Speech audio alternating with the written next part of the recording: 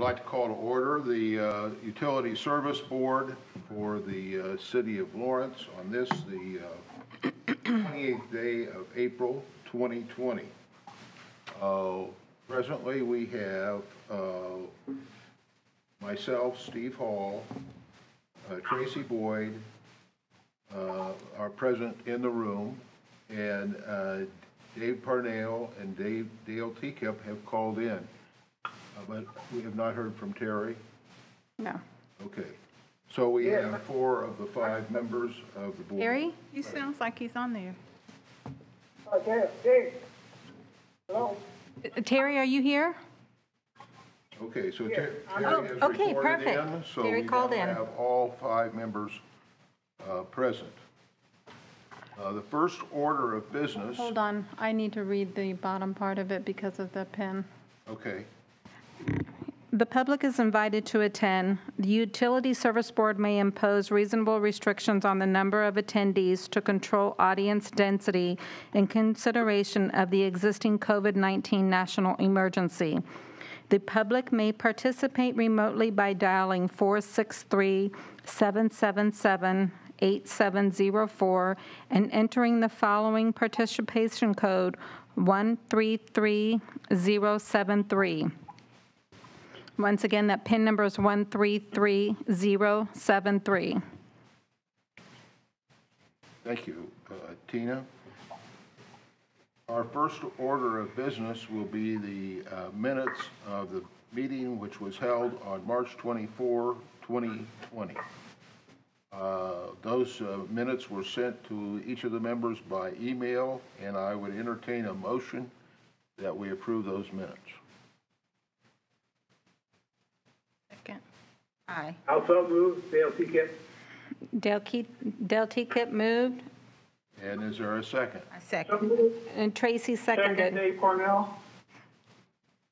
Okay, it's been moved and seconded. Are there any additions or corrections to the minutes? If not, all those in favor of approving the minutes, please signify by saying aye, and we'll have to do it one at a time. Tracy, if you'll begin. Aye. Terry? Aye. Dave? Aye. Dale? Aye. And I am Steve, and I am voting aye as well. So the minutes are approved. Payment of claims. The claims were sent out to the members by email for their review, and I would entertain a motion that we approve the payment of the claims. So moved. Moved by Ms. Boyd. Is there a Second, Dave Parnell. It's been moved and seconded. Is there any discussion regarding the payment of the claims? Is Scotty on here? Yes, he is. One of the things, Scotty, that I've been thinking about is maybe when we look at the claims, I think we all kind of skim through them, but maybe you could, all we look at is the ones that are like $300,000 or $400,000 or $200,000 or something like that. I think most of the time it's bond payments or something like that, but it seems like maybe it would be good to have you review that and just say what the big ones are and make sure that, or if there's anything irregular. Because we don't know, you know, and the staff knows. It'd be nice for us to know if there's something irregular in the claim, just so that we talk about it and know about it. That's all I wanted to say. Well, I can certainly do that. I didn't bring a copy of the claims, but you know, if you want to start that, I'll do that effective with the next meeting. I don't know that there's anything irregular that was on this claims list. No, and I don't think there is hardly ever. Once in a while, there's something I look at and I say, I wonder what that's about. And by the time we get to the meeting, I forget about it. But if there's something that's kind of irregular, I would appreciate it if you might bring it up. Sure. Okay. Dale, would you want that mentioned in his report? That might be a good place. That might be a good place. But we do this, we approve these before his report, though. Well, but you'll get, That's how you take care of it. you'll get my report before the meeting, though. I'll put it in my superintendent's report that gets emailed out. Yeah, I think that's good. Sometimes I kind of question and wonder what something is about. And you probably do we all want to approve these things quickly because they're all the standard stuff mostly. But if something's really large or something is a little irregular, I'd appreciate maybe you bring it up in your report. Okay? I like that idea because we would have a chance to take a look before getting here. And that's always my preference, to be able to look at the information before we get to the meeting. Okay. I'm not making a point on any issue in the past.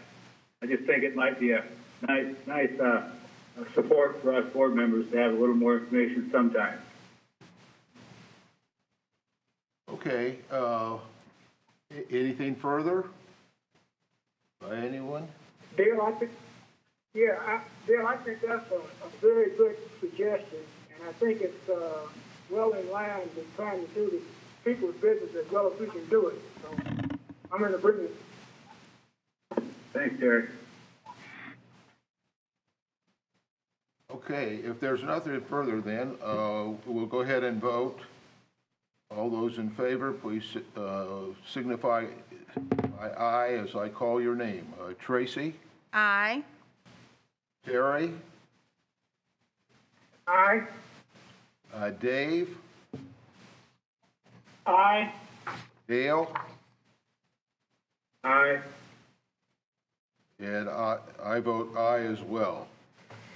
So that's unanimously approved. Our next order of business is a report of utility superintendent. Scott, if you want to go ahead and bring us the highlights of your report. Okay, good evening. Evening. So tonight, in the interest of moving things along here, so I'll just start with just a explanation at the top of my report there with change order 4. It's one of the things we're looking for approval on. Change order 4 is the final change order on the Franklin Road project. And during the project, as you know, we ran into several unplanned, unforeseen issues that we've had to deal with. And in dealing with those, we had to expand the amount of asphalt removal and replacement that we did on this project. So the majority of this change order 4 covers those additional asphalt removal and replacement quantities. And then the rest of it addresses additional work that we had done, such as those storm sewer issues that we found that were not on the plans, that nobody actually knew were in the ground. So we are seeking approval to go ahead and get change order 4 approved, and then that will allow us to close this project out, and then Franklin Road will be officially done. Thank you.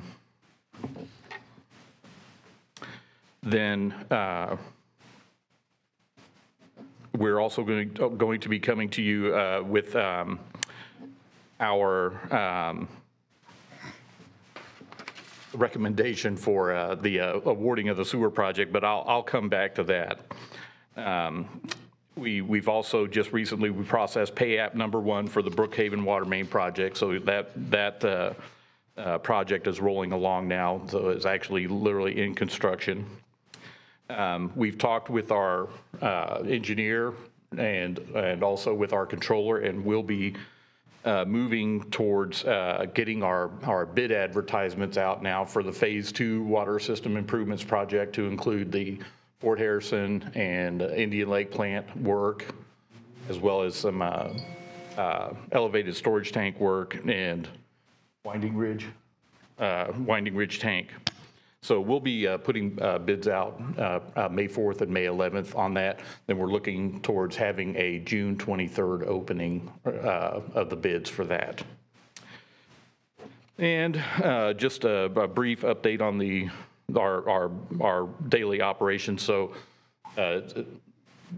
we're anticipating that the order to go back to work will take effect on May 4th. So we're making plans for that as to how we're going to do that. We're meeting with managers.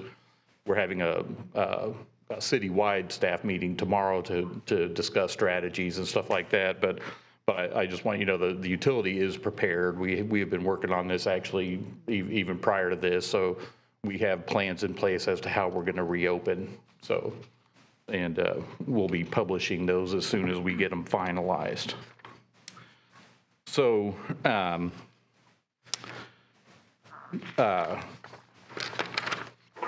in brief, that's my report. And then when we go on to the new business, then I'll have Karen Saavedra has joined the conference. who was that? Karen Saavedra. Oh, okay. Then I have a letter that I'll share some information from Karen, who just logged into the meeting regarding the recommendations on that sewer project. And also we have Tyler here tonight from the controller's office, and he will help when we come to discuss the contracts for the city base. These are payment kiosks. They're, if you can visualize an ATM machine. So they're drive up or walk up. You can do credit card, cash, check payments right there at the machine. They are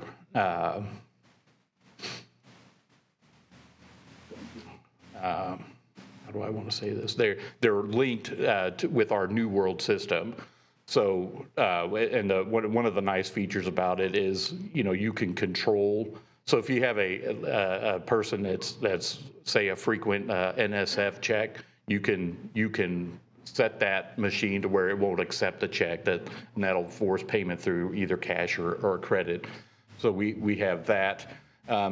As we move forward with these two, we won't do this right off the bat, but in the future, we will be able to expand that so that people that utilize those machines can also pay other utility bills there, such as IPL and the gas company bills, stuff like that. Excuse me.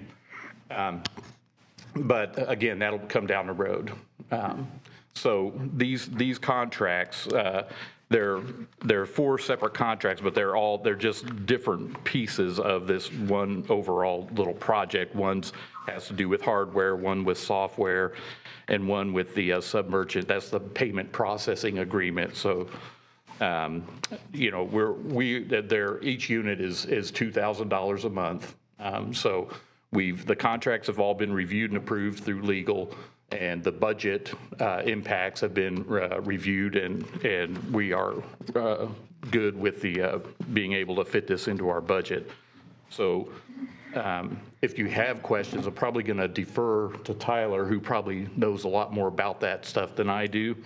I think these are going to get used a lot more. The ones that we put out before, as you know, were considerably less expensive, but as it turns out, I guess they weren't getting the use that we had envisioned early on. But I think these, with the ability to literally swipe your card or literally make a cash or deposit your check right there at the unit, I think will be the make all the difference. So we do want to get those approved so we can move forward with the installation of that. I have a couple of questions. I didn't receive the last email until 3:02, so I didn't get a chance to look at it the way I would have wanted to. You had mentioned that we'll be able to process Citizens and perhaps Indianapolis Power, and it's going to cost $2,000 a month. So my question is, will we be able to generate income by processing those other bills that may take care of the monthly $2,000 or no? If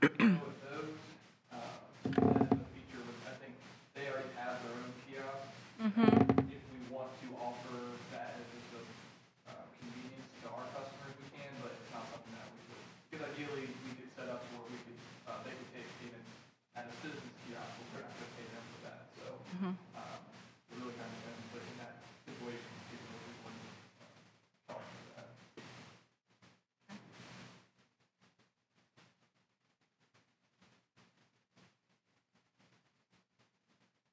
So anyway, that was pretty much my report. And again, when we get to the awarding of the sewer project, I'll have a document from Karen that I'll read into the record. Okay, thank you, Scott. Any of the board members have questions of Scott at this time? If not, I just, Steve, yes. I just had a comment, just to be clear on the change order. I did say that this change order is the last order of business, and this is the last part of that contract with the Correct. with Midwest Public. Yes. With the conclusion of this, or approval of this change order, then we will process the final payment and release of retainage, and then we're completely done. All the punch list work has been completed.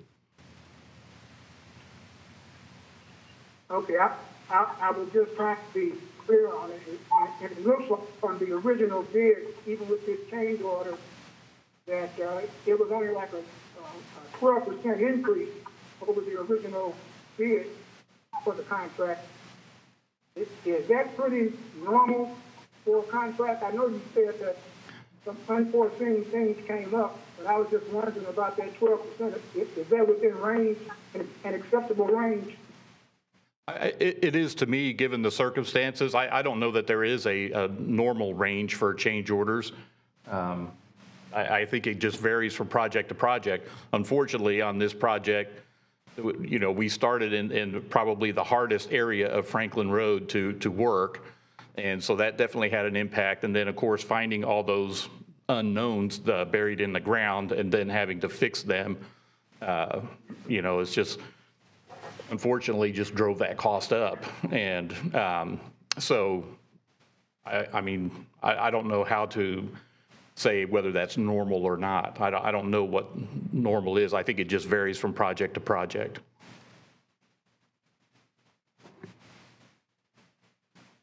But this is a project that was in an old area. A lot of things you couldn't see, so it's not like new construction. It's an old area where we had to do a lot of uncover a lot of things, in other words. So. Right. Well, you know, I was just saying because it did not seem like the change orders were excessive or anything. I was just trying to get a feel for what the norm might be. And I can understand what you're saying, Scott. It's kind of hard to have a range, but it's good to just kind of be aware.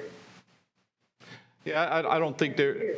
Yeah, I don't think there will be a norm ever for that. But the one thing is as we go through these projects, especially, you know, these now with the Franklin Road and then the 47th Street water main project, the first two big projects we've done in an existing part of town where there's a lot of stuff in the ground, period, let alone the stuff we don't know about.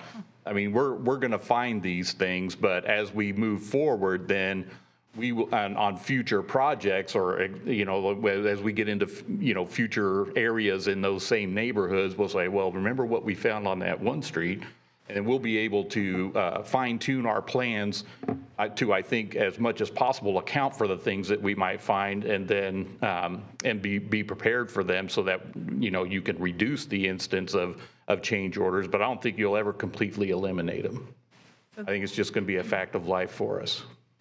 To that point, you are in that whole community, so are you finding more surprises in that same area because of the age and all of that? Sure. If you remember, on 47th Street, we had all those intersections that, with that big storm sewer in the way, we had to back up and rethink our approach on those intersections. And of course, that, I can't remember how much that one was, about 40, roughly. Yeah, I think, you know, we do our best to get our plans as as complete as possible and factor in all the things that we can find and see and that we know about. But I think, just as a for instance, in Brookhaven, was literally the first day on Kitley Drive, we encountered I believe a 30-inch or 36-inch diameter storm sewer that nobody knew was there. So, and that resulted in we had to dig deeper and go underneath it. So it's a little bit more excavation, a few extra fittings, and that's probably not going to be huge, but those are the kinds of things that we just have to be prepared for. Well, thank you very much, Scott. And if there are no other questions for Scott at this time, we will move forward on the agenda. We do not have any unfinished business, but under new business, we continue on with some items we just discussed. Item number 1 is acceptance of bid for Elmhurst Drive Lift Station 19 Sanitary Sewer Rehabilitation Project. I would entertain a motion that we approve Steve? the acceptance of that bid. I do want to read Karen's letter in. So moved. Okay. Yeah, I want you to read it.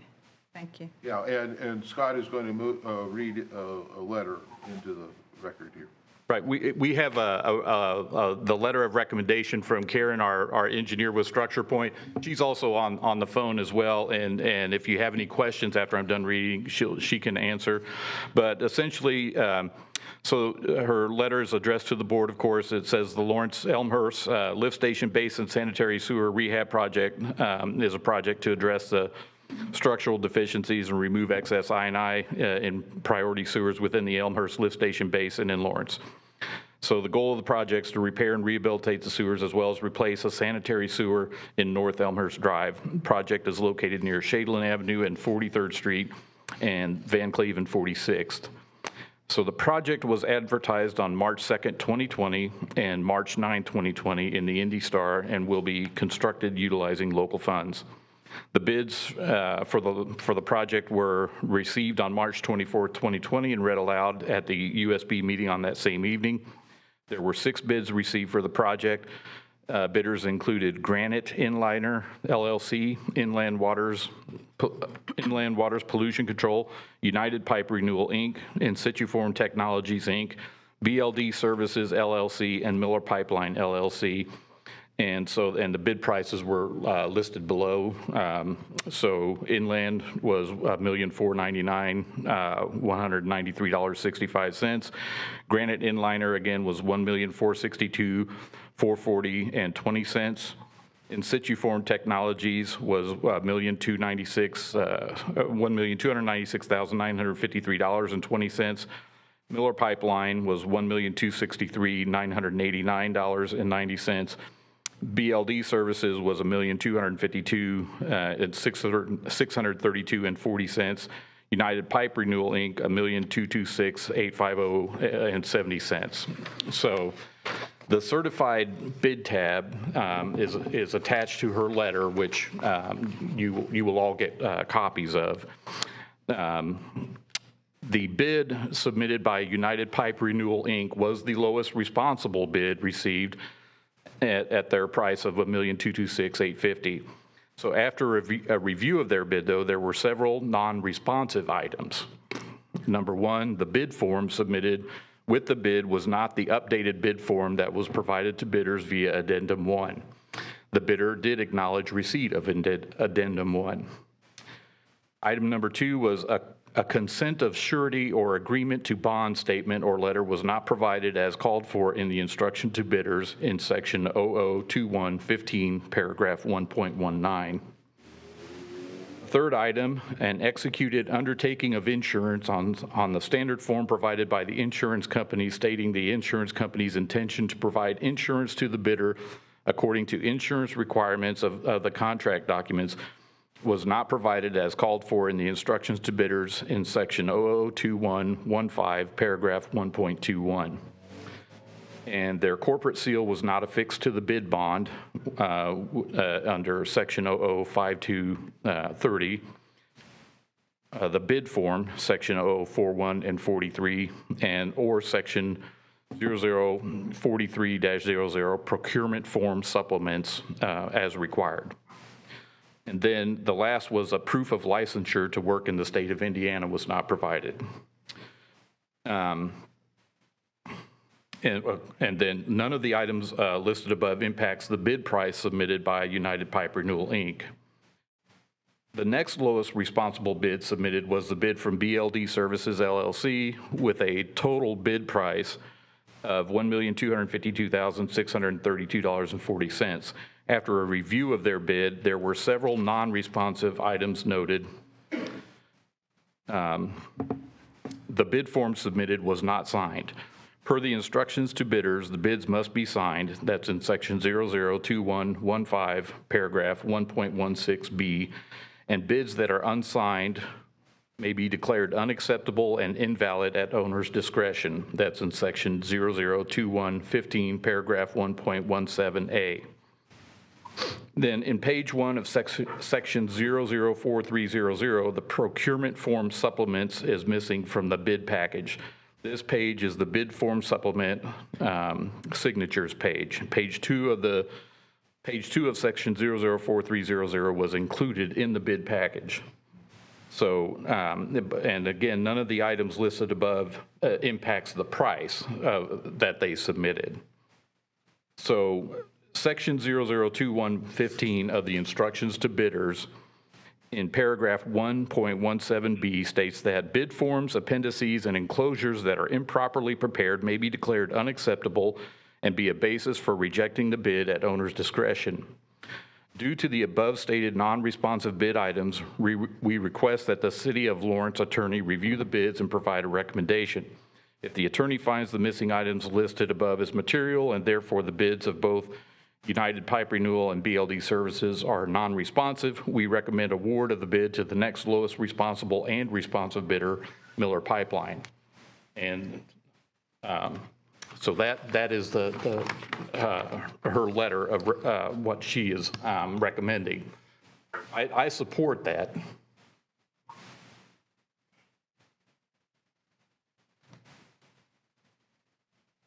Okay.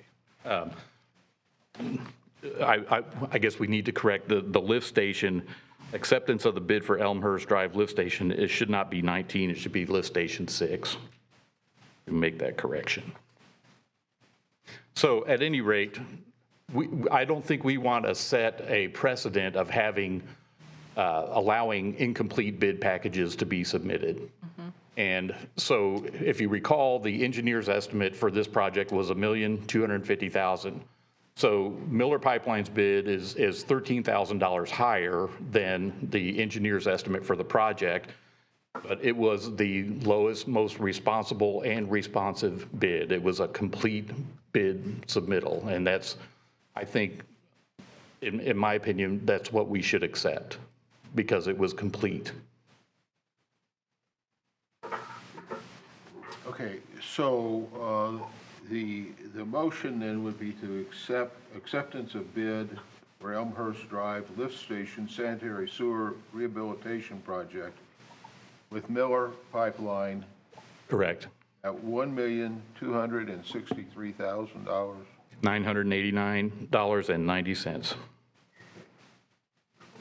All right. And Mr. President, this is Ashley Hopper. If I just may add that if you do accept the recommendation, the statute does require the board to state in the minutes the factors that were used to determine which bidder is the lowest responsible and responsive bidder. So if you award a contract to a bidder who's not the lowest bidder, you have to state the factors that were used to determine which bidder was in fact the lowest responsible and responsive. So that would, and part of your motion would be to incorporate the summary or in accordance with the summary provided by Mr. Southbury as set forth in a letter from Mrs. Sabindra and myself. So just for your information.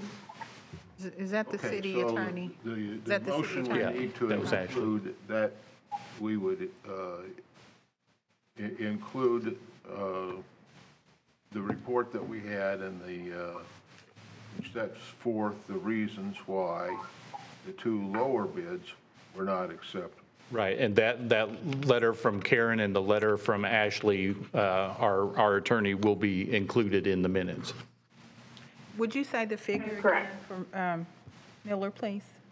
What's their figure again? I'm sorry. Miller? Mr. President, Miller Pipeline was $1,263,989.90. Okay, thank you.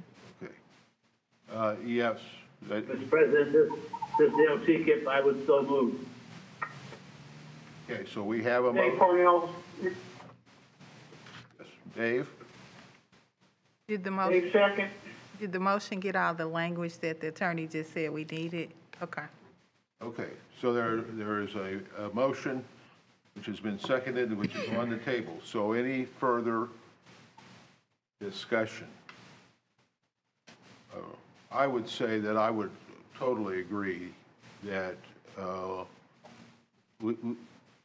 we can't start accepting bids that are deficient or lack the proper procedures and. Correct. I think that would set a bad precedent. Because, once we start that, where does that end? You know. So is there other discussion, questions? Yeah, Steve, I would just like to agree with what you just said, because the thing I like about it is that all of the bids were respectful and around the amount that the engineers estimated. But you do have to have a complete bid. That's on the bidder to make sure that they turn in a complete package, when bidding. So I don't feel bad about what happened, and I think that is the way for us to go. And I like hearing the fact that our lawyers is making sure that we're agreeing with the law on how that should go as far as being, documenting what's responsible and what's responsible. So. Well, thank you, Terry. Any other comments or just points of discussion? If not, then we will go ahead and vote, signify by saying aye for approval. Tracy? Aye. Terry? Aye. Dave? Aye. Dale? Aye. And I vote aye as well. So that motion for acceptance of the bid for Elmhurst Drive Lift Station has been approved.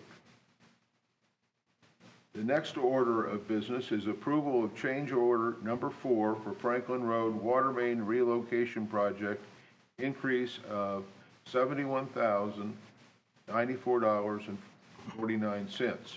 I would entertain a motion that we approve that. So moved. Dave Cornell, so moved.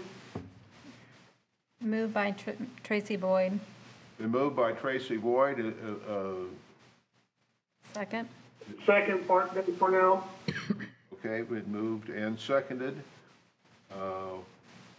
Any discussion regarding that matter? We've already had some explanation of that from Scott. Any further questions or discussion? If not, we'll go ahead and vote. We signify by saying aye for approval. Tracy? Aye. Terry? Aye. Dave? Aye. Dale? Aye. And I vote aye as well, so that is unanimously approved. The next order of business is the approval of the 4 contracts with City Base for New World Integrated Kiosk. I would entertain a motion that we approve those 4 contracts. So moved, Dave Cornell. Second, Tracy Boyd. It's been moved and seconded. We've had some discussion about that, but are there further questions or discussion regarding these contracts?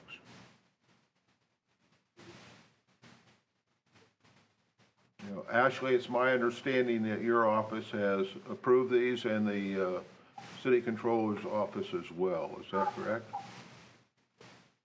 Yes, that is correct. I requested some changes be made after my initial review of the documents. Those changes were subsequently made, and they are presented to you as revised. So yes, we have reviewed them. Okay, any Steve, I just want go ahead. Yeah, I just want to I thought I heard someone say that these kiosks are $2,000 a piece. Is that correct? They're $2,000 a month apiece. The rent, Yeah. It's a lease, yeah. lease, yeah. Okay. All right. Well, if we Yeah. find that they don't work, we're able to escape from this.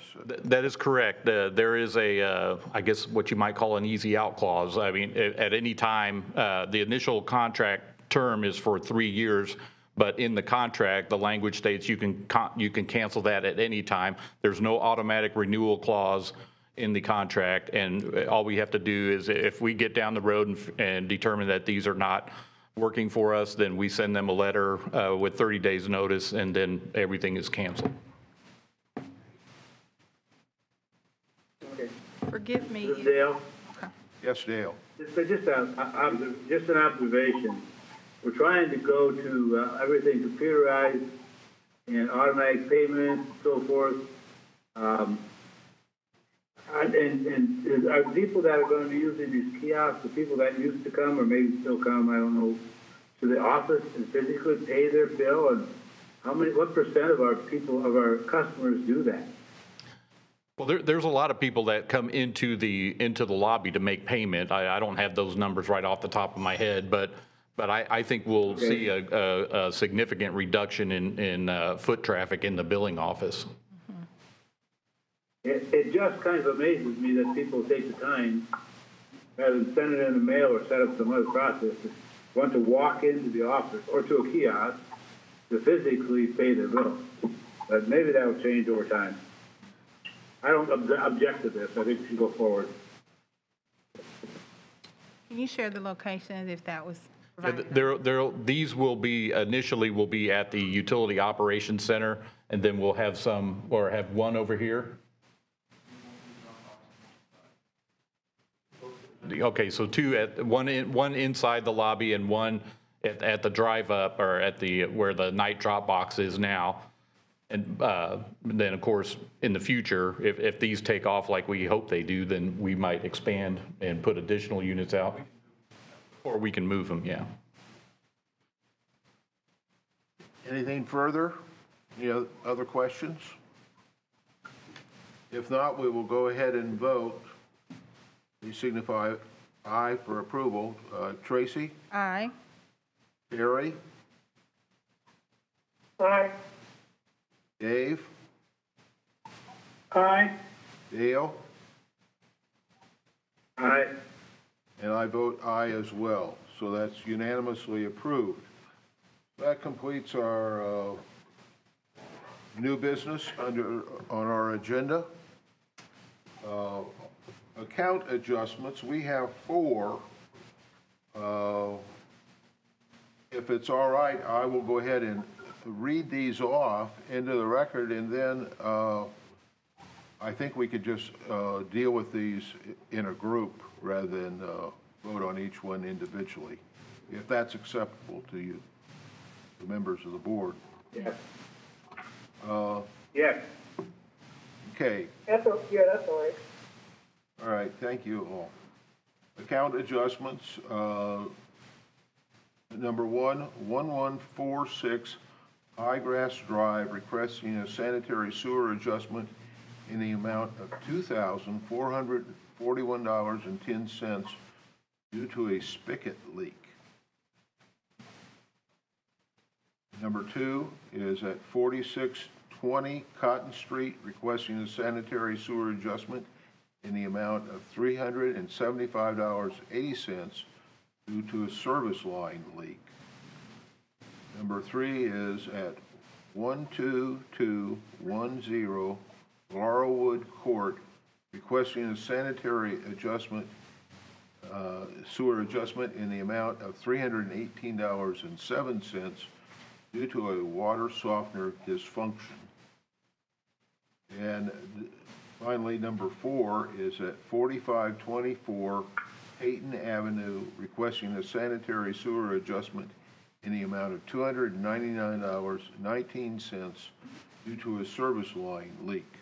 I would entertain a motion that we approve these 4 account adjustments. So moved, Dave Cornell. Is there a second? I got a question about number 3. Okay. Do we have a second yet? Who seconded? I think Terry did. Terry? Okay, thank you, Terry. Okay, questions and discussion. Water softener dysfunction? Steve, I was just looking at this on the agenda, and I take it from staff report that they recommend that all of these that were brought forward were approved. Yeah, Is that right? Yeah, we recommend approval of these. As far as the water softener one goes, water softeners can sometimes get stuck in regeneration mode. Okay. And they will keep running water through the softener and right out the drain. Okay. So, but it doesn't go Okay. into the sanitary sewer, is that right? Right.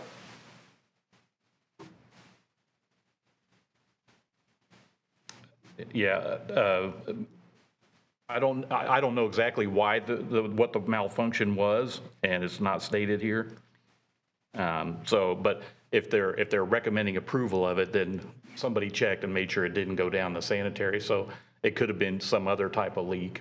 I don't know, it could have been just a leaky fitting. I mean, Okay. Any further questions or comments? I just am amazed at the one that, this Dale Seagift, Yes. the one at 11461 Highgrass Drive, for $2,441. Is it, Scott, if they're not on our new program to monitor their use, if we could do it, if they have the right kind of equipment at that location, if you haven't yet, we should strongly encourage them so they get alert if something like that happens, because their bill had to be phenomenal. yeah, they had that thing ran for a while, and it was an outside spigot, and so yeah, we did have that conversation with that owner. Yeah, we discussed that last year. This is a good example of somebody that could really benefit by that kind of technology. Yeah. Yes. What's it called again, Scott? I forget, where they can set their system up to kind of, Yeah, the ion water. yeah, ion water. Okay, any further questions or comments? If not, we will vote, signify approval by saying aye. Tracy? Aye. Terry? Aye. Dave? Aye. Dale? Aye. And I vote aye as well. So those are, account adjustments are approved. The next order of business is remonstration of ratepayer dispute regarding disconnect notice, and we do not have any one appearing for that this evening. Citizens' comments, I don't believe we have anyone here for comments this evening, so I would entertain a motion that we adjourn. So moved. I would so move. Dale?